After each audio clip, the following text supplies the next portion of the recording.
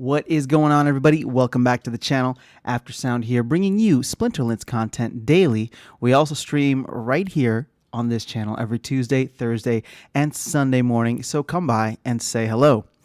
All right, well, just as the title says, I sold some SPS. I sold a good chunk of it, not a lot, and I'm not going to get into specific numbers, but a significant amount.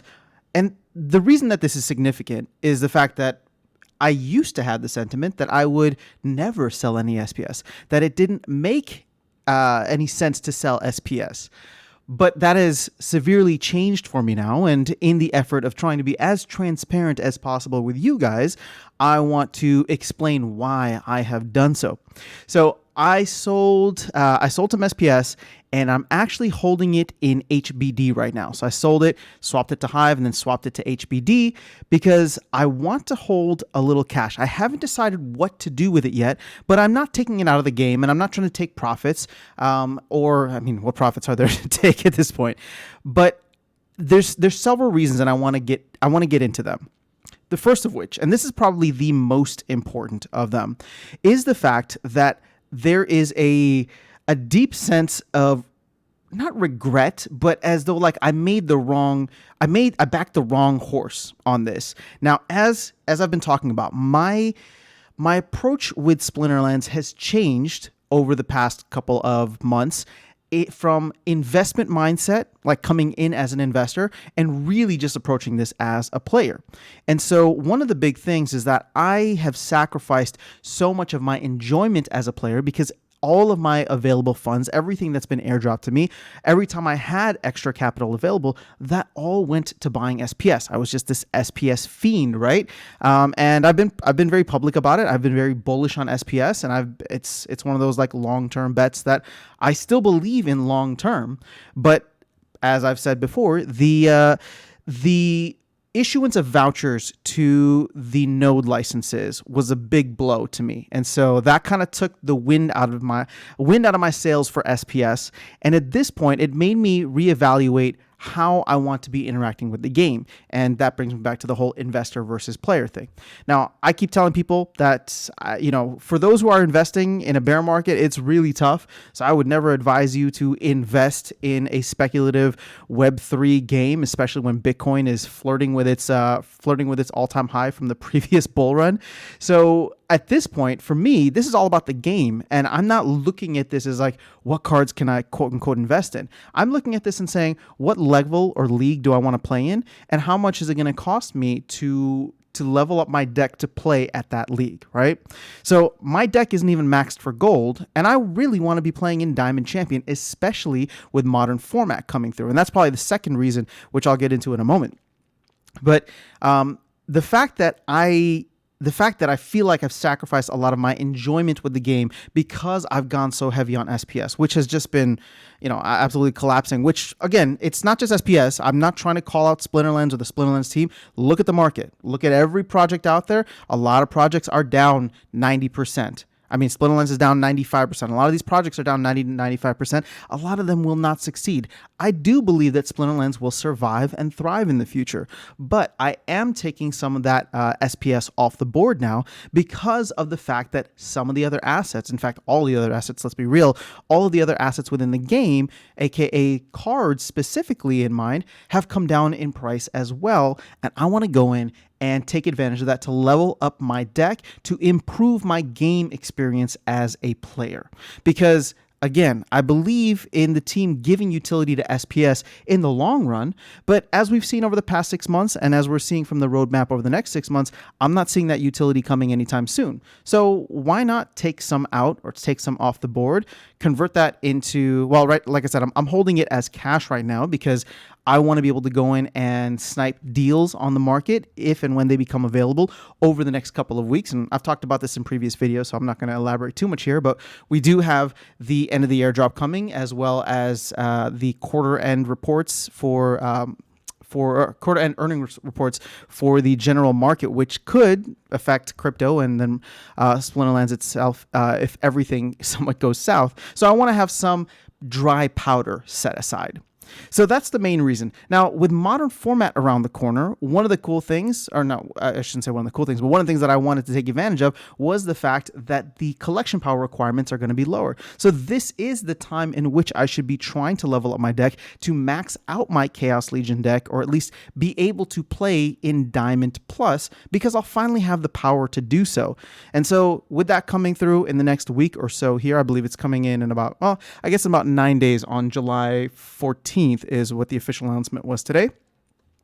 With that being the case, again, it's about leveling up my experience and having something ready to go for modern format by the time that comes out and is available.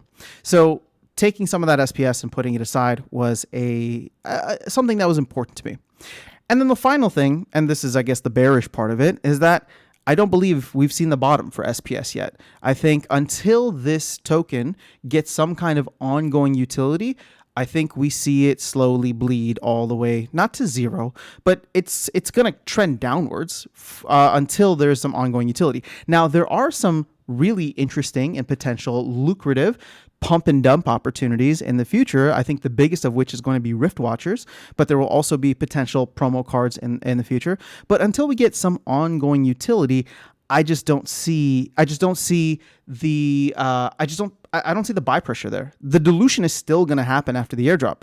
I'll be keeping a close eye after the airdrop because people won't be receiving it like candy anymore, but there will still be tens of millions of SPS being airdropped every single day or every single week, right? So all that's going to be hitting the market, and if people have nothing to do with it, and nothing to use it for, then I do believe that the activity of or the habit of converting it into cards to improve your gameplay experience, which is essentially what I'm doing now, I think that will continue to remain, especially if we're going to have new cards coming out in the future, a la Rift Watchers, and then even Rebellion or promo cards in the future, however that plays out. So those are the three primary reasons that I decided to finally sell some SPS. And so the truth is, I can't even say that I'm done selling SPS.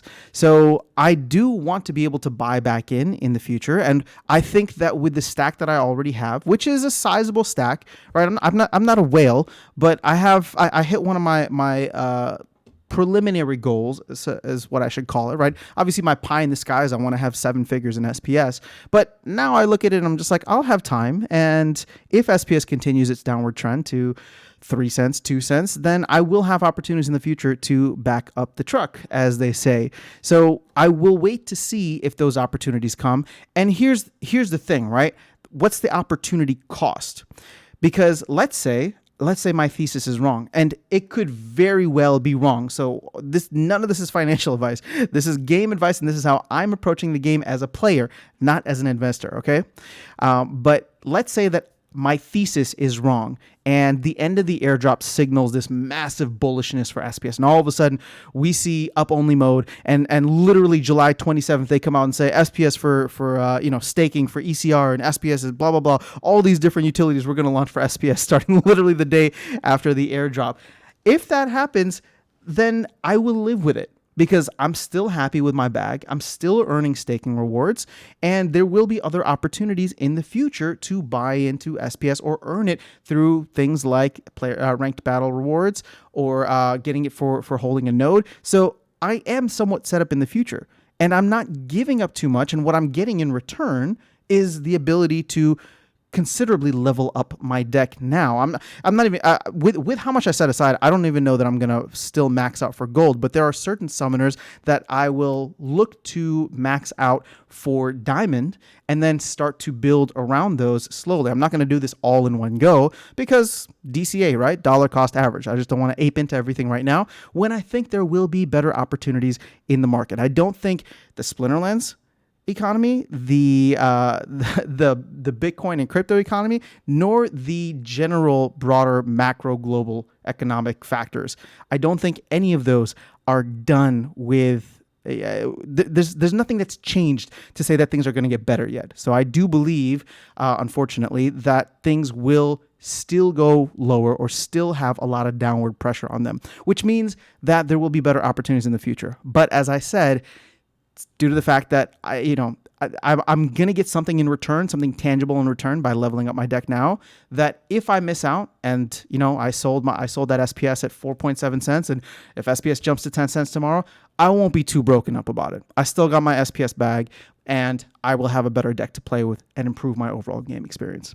So that's all I have in this video. I just wanted to explain it because I've mentioned it here and there, but I thought putting it together in a video format would be better, so people don't think that I'm trying to FUD or shy away from it, because I'm not. I mean, I reserve the right to change my mind about anything. Whenever new information becomes available, I think that is a superpower, instead of backing myself into a corner and doubling down on whatever. So as new information becomes available, as the team changes things or adds things or implements things, that's what we have to do. We have to adapt and figure out how we want to interact with this game moving forward. So that's what I'm doing. I would love to hear your thoughts, if you care to share them, or if not, no worries. But let me know how you are feeling with everything coming up in terms of, like I said, Modern and Wild, the end of the year drop, and then potentially some earnings reports. I think July could be a very interesting, and I'm going to leave it at that, a very interesting month for Splinterlands specifically, and I am excited for it. Look at that. It's time for me to go. Apologize for that. All right, guys, have an amazing rest of your day. I will catch you all in the next video, and I will see you around the game. Take care.